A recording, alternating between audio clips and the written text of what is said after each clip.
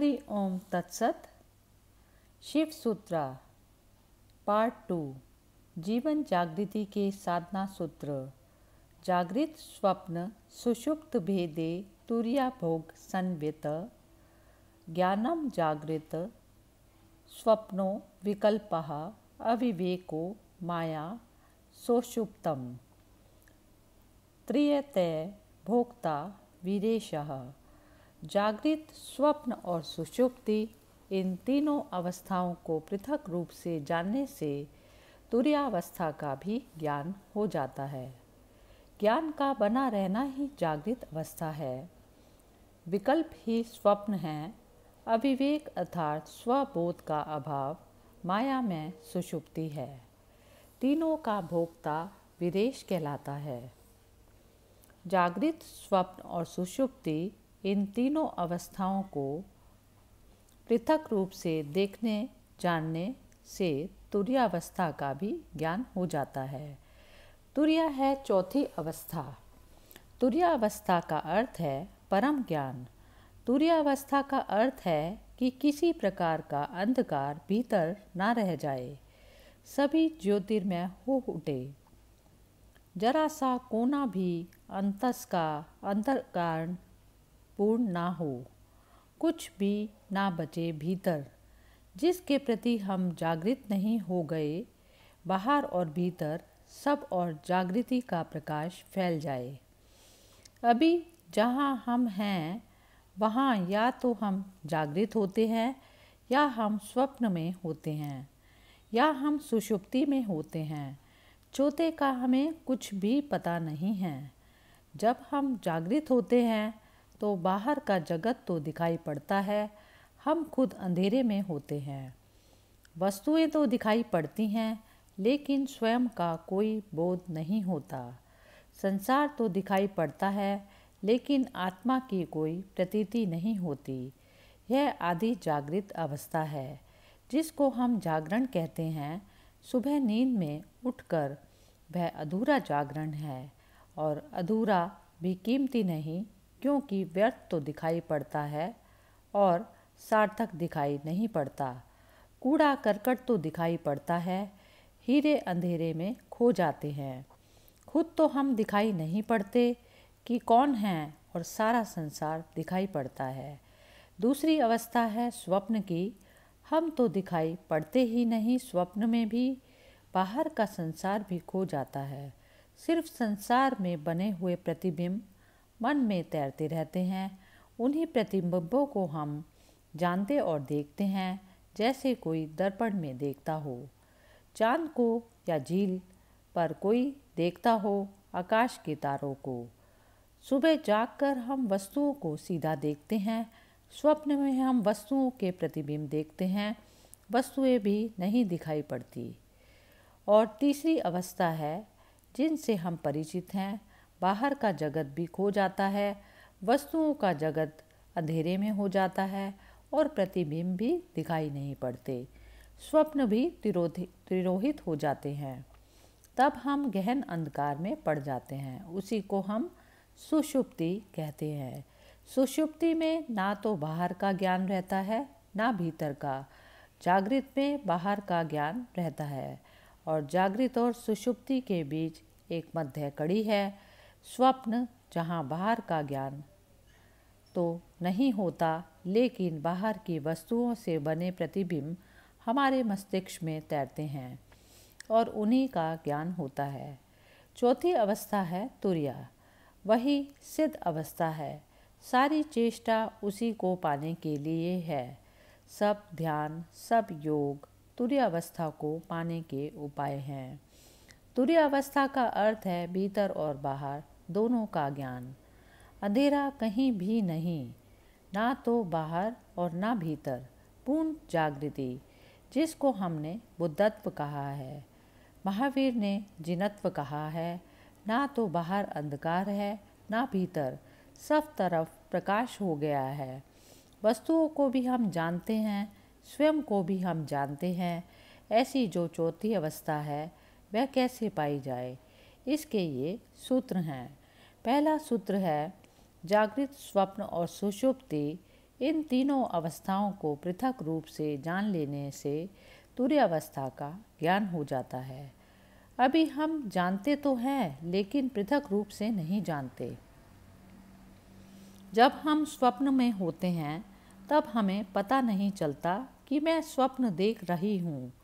तब तो हम स्वप्न के साथ एक हो जाते हैं।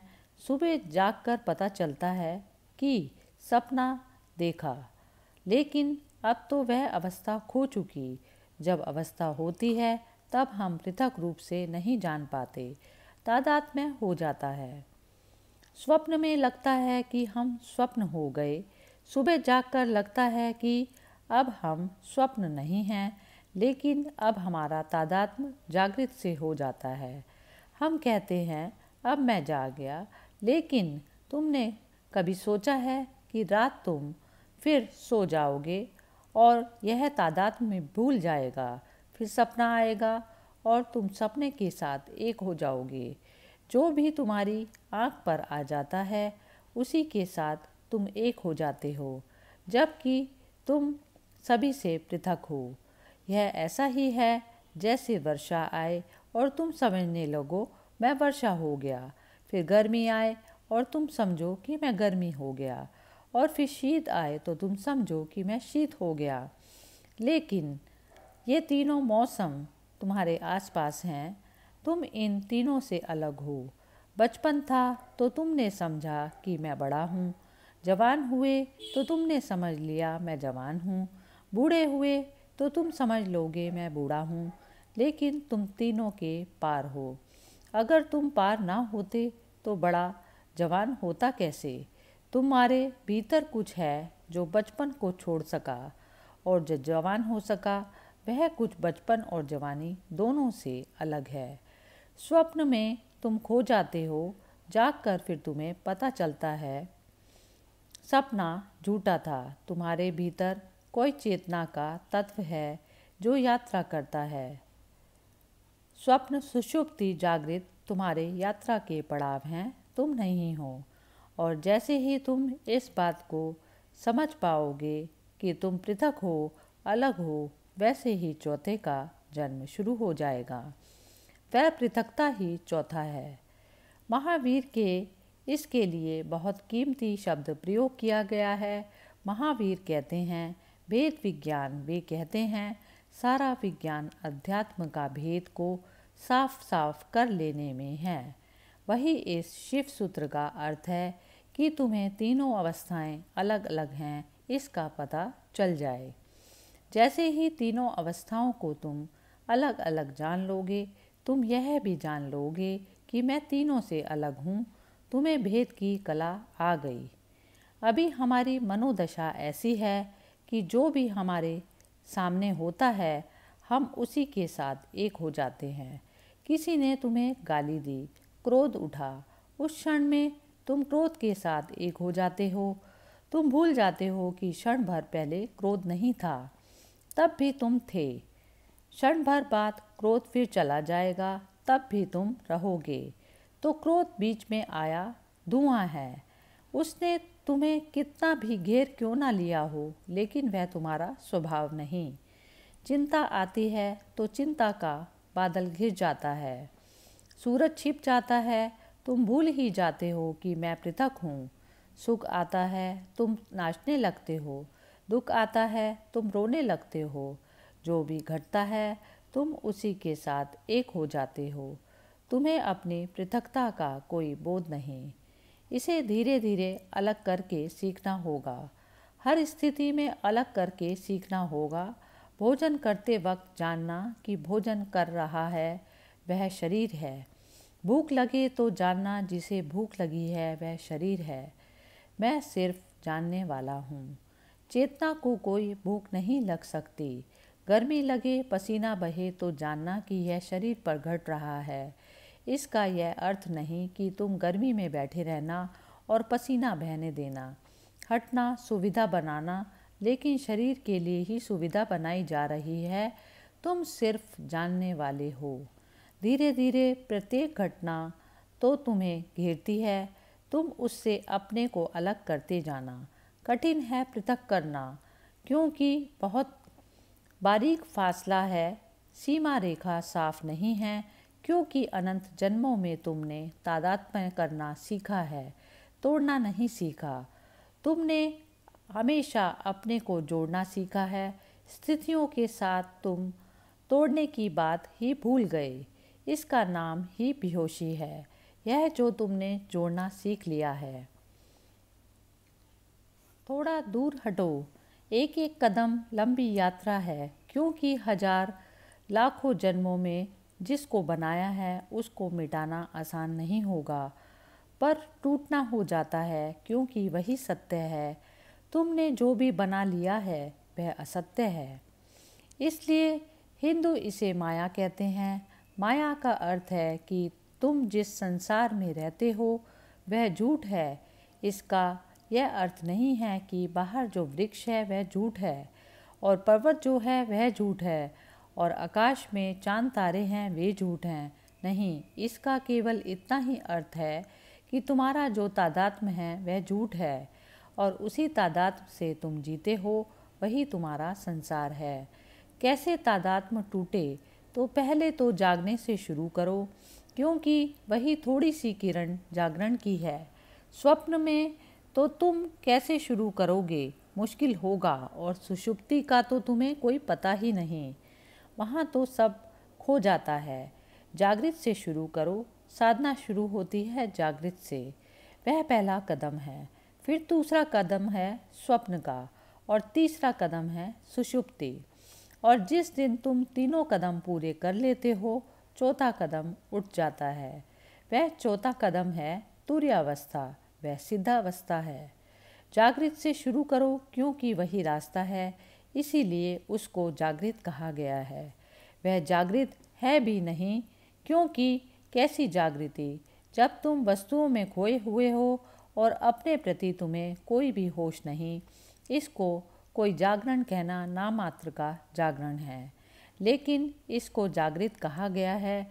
ठीक जागृत तो हमने बुद्ध पुरुषों को कहा है, लेकिन यह जागरण है इस अर्थ में कि इसमें थोड़ी सी संभावना जागने की है। तो पहले तुम जागरण में शुरू करो। भूख लगे भोजन देना, लेकिन इस स्मरण को साधे रखना कि भूख शरीर को लगती है, मुझे नहीं। पैर में चोट लगे मलहम पट्टी करना, अस्पताल जाना, दवा लेना, लेकिन भीतर एक जागरण को साधे रखना कि चोट शरीर में ही लगी है, मुझे नहीं। इतने स्मरण को रखने से ही तुम पाओगे 99% पीड़ा तिरोहित हो गई।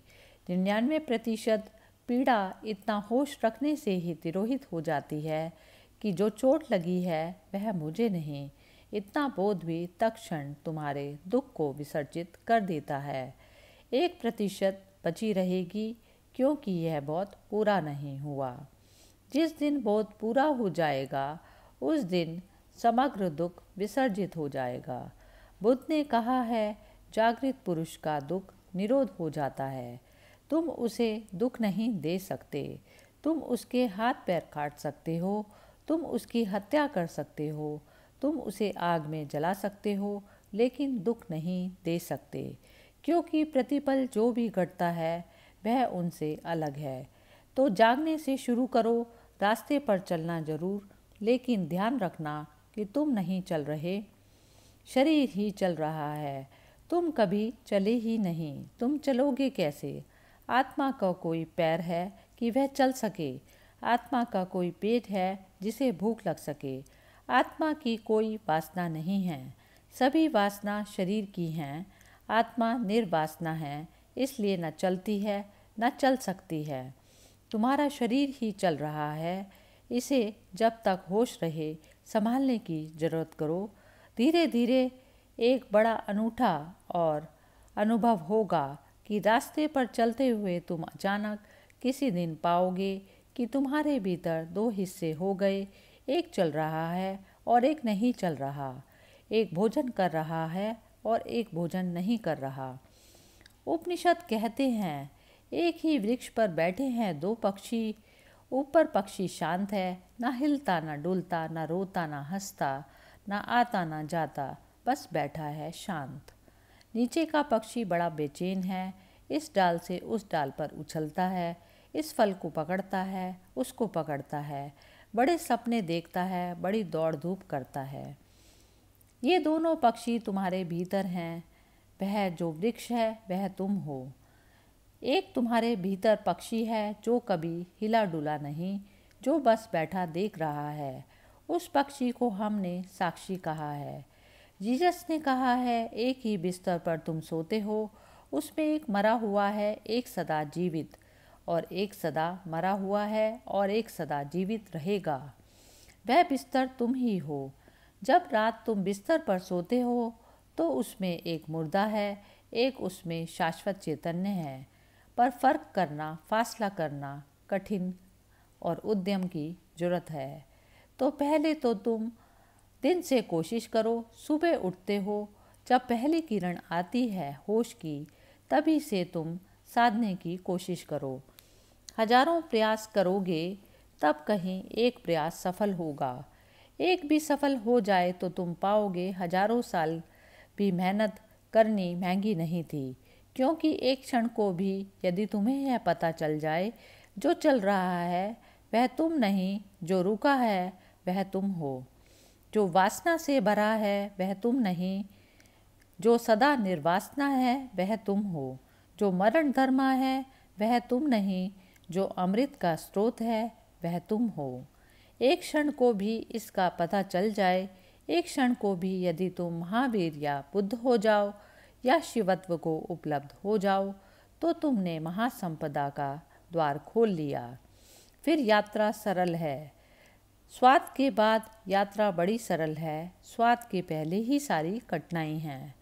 दिन से शुरू करो, और अगर तुमने दिन से शुरू किया तो तुम धीरे धीरे सफल हो जाओगे, स्वप्न में भी।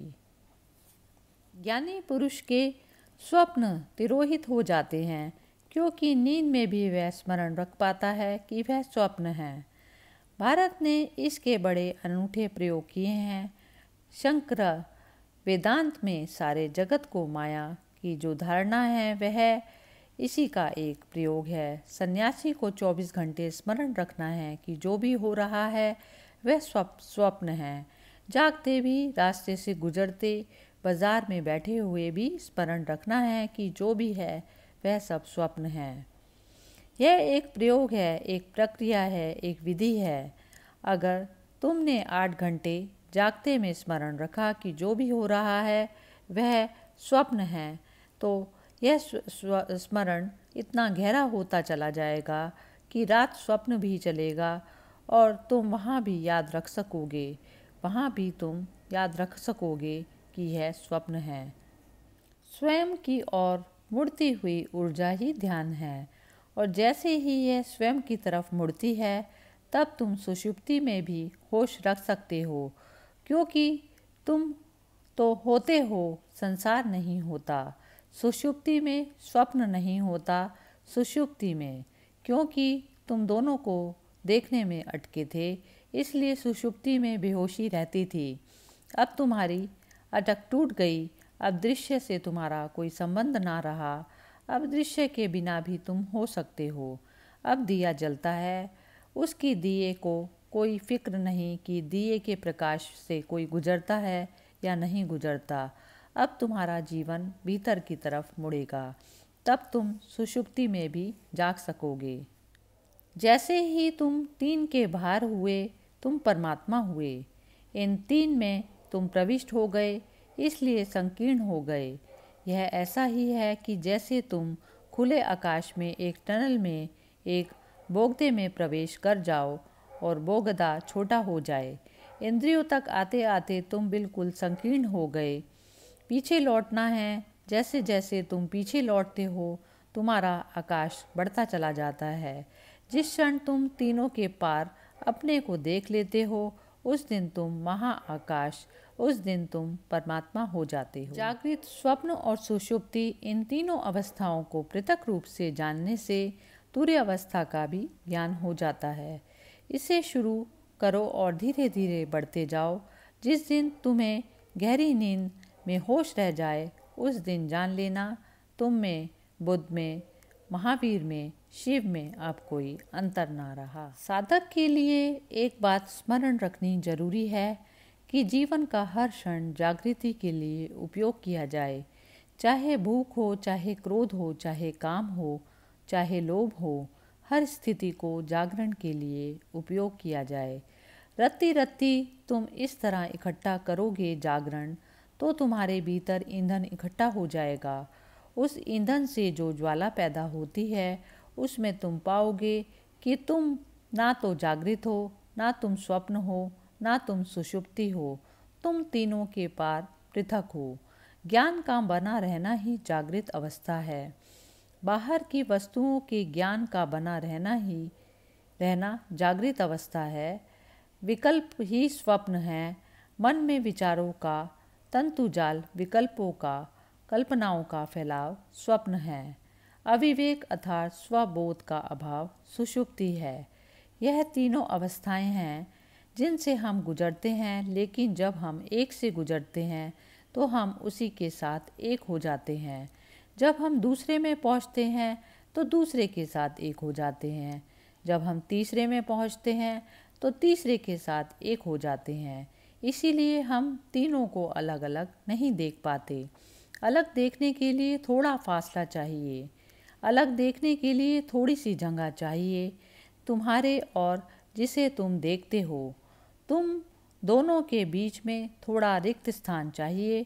तुम आईने में अगर बिल्कुल सिर लगाकर खड़े हो जाओ तो अपना प्रतिबिंब नहीं देख पाओगे। थोड़ी दूरी चाहिए और तुम इतने निकट खड़े हो जाते हो जागृत के, स्वप्न के, सुषुप्ति के, कि तुम बिल्कुल एक ही हो जाते हो।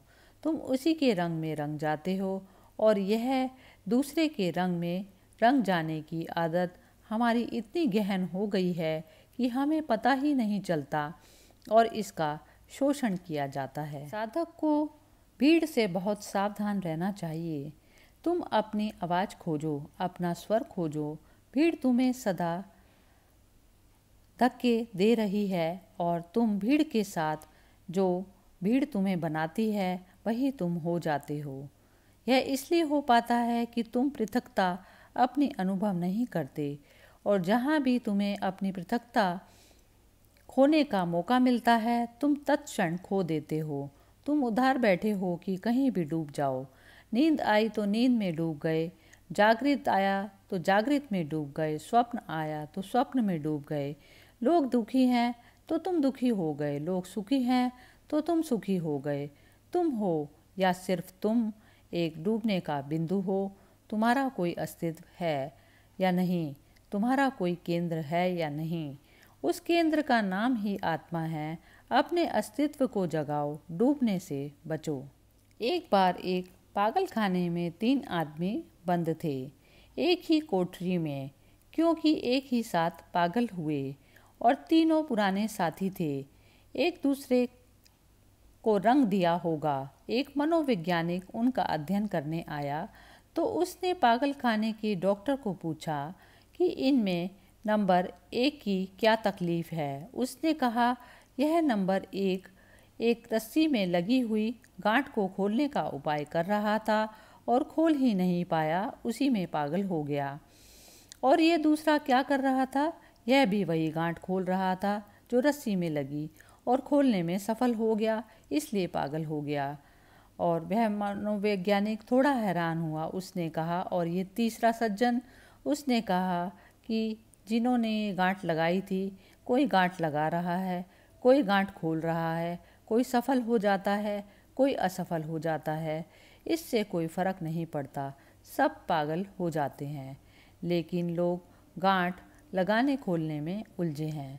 अपने से बचने के लिए स्वयं से बचने की तरकीबें हैं, नहीं तो स्वयं का सामना करना पड़ेगा। ना कोई महत्वाकांक्षा है, ना दिल्ली जाना है, ना कोई राजनीति करनी है, ना चुनाव लड़ना है, ना धन कमाने का कोई पागलपन है। फिर आप अपने से कैसे बचोगे? फिर कहीं ना कहीं खुद से मिलना हो जाएगा। वह भय है कि कहीं खुद से मिलना ना हो जाए, उससे हाथ पैर कांपते हैं। विकल्प स्वप्न है। चित्त का विकल्पों से भरे रहना स्वप्न की दशा है। तो यह मत सोचना कि तुम रात में ही सपना देखते हो। तुम दिन में भी सपना देखते हो। जरूरी नहीं है कि तुम यहाँ बैठे हो और यहाँ बैठे हुए स्वप्न ना देख रहे हो। वैज्ञानिक कहते हैं कि रात में हर आदमी, साधारण स्वस्थ आदमी, कम से कम 8 सपने देखता है और एक सपने का अंतराल कभी कभी 15 मिनट का होता है। एक सपना 15 मिनट तो 8 सपने का मतलब हुआ कम से कम 2 घंटे तक सपना देखा जा रहा है। और यह बिल्कुल सामान्य स्वस्थ आदमी जिसमें कोई मानसिक विकार नहीं है, ऐसा आदमी खोजना मुश्किल है। आम आदमी तो रात के 8 घंटे की नींद में करीब करीब 6 सपने देखता है और यह 6 सपने जो सतत सपने की धारा भीतर चल रही है, इसमें तुम्हारी शक्ति नष्ट हो रही है। यह मुफ्त नहीं है, यह तुम खरीद रहे हो अपने जीवन को देकर। मंत्र इस शक्ति को राम में केंद्रित कर देता है या कृष्ण में या क्राइस्ट में या ओमकार में। कोई भी शब्द काम दे देगा। कोई ज़रूरत नहीं है भगवान का नाम, खुद का नाम भी अगर तुमने दोहराया तो काम दे देगा। मंत्र स्वप्नों को नष्ट करने के उपाय हैं। उनमें कोई परमात्मा को नहीं पाता लेकिन स्वप्न को नष्ट कर देता है। परमात्मा को पाने के मार्ग पर बड़ा कदम है। मंत्र एक प्रक्रिया है, एक विधि है, एक औजार है, एक हथौड़ी है जिसमें हम सपनों को चकनाचूर कर देते हैं। और सपने भी क्या हैं? शब्द हैं। इसलिए शब्दों की हथौड़ी उन्हें चकनाचूर कर देती है। उनके लिए कोई लोहे की असली हथौड़ी भीतर ले जाने की आवश्यकता नहीं है। नकली हथौड़ी काम कर देती है। स्वप्न क्या है? विकल्प है। और मंत्र क्या है? मंत्र संकल्प है। वह भी विकल्प का ही एक रूप है। लेकिन स्वप्न बदलते हुए हैं, क्षणभंगुर हैं। मंत्र सतत है और एक ही है। धीरे धीरे सभी स्वप्नों की ऊर्जा मंत्र में लीन हो जाती है और जिस दिन रात्रि में नींद में भी स्वप्न ना आए, मंत्र चलने लगे, तो तुम समझना तुमने स्वप्न पर विजय पा ली। तुम समझना कि तुम्हारा सपना टूट गया, सत्य शुरू हो गया। उसके बाद सुषुप्ति में प्रवेश हो सकता है। लेकिन तुम उल्टा ही कर रहे हो। तुम विकल्पों को शक्ति देते हो। तुम्हारे भीतर व्यर्थ के विचार चलते हैं, उनको भी तुम साथ देते हो। बैठे हो खाली तो यही सोचते हो कि अगले इलेक्शन में खड़े हो जाएं या फिर कुछ दूसरा काम कर लें। सुषुप्ति में तुम वहीं पहुंचते हो जहां बुद्ध और महावीर और शिव जागृत अवस्था में पहुंचते हैं। नींद में भी तुम सुबह थोड़ी भी खबर लाते हो कि बड़ा सुख था, हालांकि तुम साफ नहीं कह सकते कि कैसा सुख था। तुम कुछ बता नहीं सकते, तुम कुछ व्याख्या नहीं कर सकते, कुछ स्वाद की खबर नहीं दे सकते। नींद में गहरी, लेकिन फिर भी तुम सुबह थोड़ी ताजगी लेकर आते हो। सुबह उठते हुए आदमी जो रात गहरी नींद में सोया हो, उसके चेहरे पर बुद्धत्व की थोड़ी सी झलक मिलती है। खासकर छोटे बड़े जो कि सच में गहरी नींद सोते हैं, क्योंकि जैसे जैसे तुम्हारी चिंताएं बढ़ती हैं, गहरी नींद भी मुश्किल हो जाती है।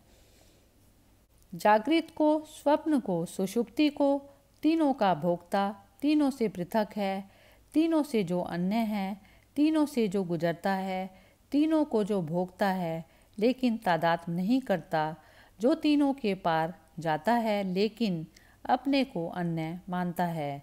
तीनों से भिन्न जो है वही वीरेश है। वीरेश का अर्थ है वीरों में वीर है, महावीर है। वीरेश शिव का एक नाम है। हमने महावीर उन्हीं पुरुषों को कहा जिन्होंने समाधि पा ली। हम महावीर उनको नहीं कहते जो गौरी शंकर पर चढ़ गया। ठीक है, साहस किया, लेकिन गौरी शंकर कोई आखिरी ऊंचाई नहीं। हम महावीर उसको भी नहीं कहते जो चांद पर पहुंच गया। साहस किया, लेकिन चांद पर पहुंचना कोई आखिरी मंजिल नहीं। हम तो वीरेश उसे कहते हैं, महावीर उसे कहते हैं जिसने आत्मा को पा लिया, जिसने परमात्मा को पा लिया। क्योंकि परमात्मा से और ऊंचा गौरी शंकर कहाँ, और परमात्मा से और आगे मंजिल कहाँ। जिसने आखिरी पा लिया, हम उसे महावीर कहते हैं। उसने कम पर हम राजी नहीं हैं, क्योंकि चांद पर पहुंचकर क्या होगा। चांद पर पहुंचकर सिर्फ और आगे पहुंचने के रास्ते खुलते हैं और मंगल पर पहुंचकर फिर और आगे रास्ते खुलते हैं। हम महावीर उसे कहते हैं जो वहां पहुंच गया, जिसके अब पहुंचने की और कोई जगह नहीं बची। स्वयं की यात्रा सबसे दुर्लभ है, वह खड्ग की धार है। शायद इसीलिए तुम स्वयं से भागे हुए हो और संसार में अपने को यहाँ वहाँ उलझा रहे हो। शायद इसी कारण आत्मज्ञान की बात मन को पकड़ती भी है। फिर भी तुम हिम्मत नहीं जुटाते, कहीं कोई डर पकड़ लेता है। कठिन है, अकेले जाना होगा। सबसे बड़ी कठिनाई तो यह है कि दुनिया में सब जगह तुम किसी के साथ जा सकते हो, सिर्फ एक जगह है जहाँ तुम्हें सिर्फ अकेले जाना होगा।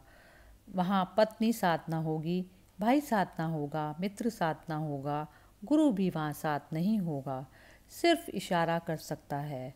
बुद्ध ने कहा है, बुद्ध इशारा करते हैं, जाना तुम्हें होगा। और अकेले होने में डर लगता है और चारों तरफ इतने लोग हैं, इतने सपने हैं। सपनों में कई तो बड़े मधुर सपने हैं, इनमें बड़ा रस है। उन सब को तोड़कर, इस सब सपने के जाल को गिराकर सत्य की यात्रा पर थोड़े से दुर्लभ लोग निकलते हैं। मंत्र कीमती चीज़ है, पर सब कुछ नहीं है। और मंत्र से सपने काटे जा सकते हैं, सत्य नहीं मिलता। सपना काटना सत्य के मिलने के मार्ग पर एक हिस्सा है। लेकिन मंत्र को ही दोहराकर कोई समझता हो कि सब कुछ हो गया, कि कोई माला फेर कर समझता हो कि सब कुछ हो गया, वह बचकाना है।